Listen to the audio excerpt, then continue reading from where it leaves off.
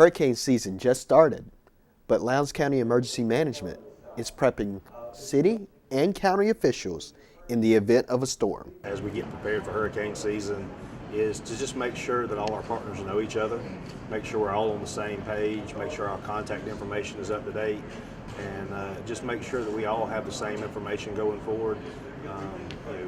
The coordination that takes place at meetings like this, making sure that we all have the same information so we all know what actions we need to take.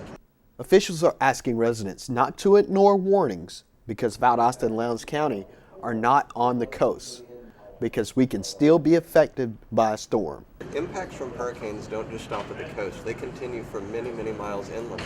Valdosta is only about 70 miles or so from the Gulf of Mexico, and we've seen many times in the past where tropical systems bring dangerous flooding rain well inland, even all the way as far north as Albany. So we've seen that back in 2012, we've seen that in 2008, most notably Tropical Storm Faye. A lot of folks will remember that. Not only the flooding rain threat, but also the threat of tornadoes and strong winds. Those are all impacts that we have to prepare for.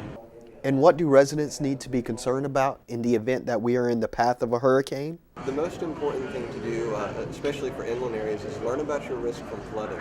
If you're in a flood zone, know where you're going to go if there's a threat for rising waters during a storm.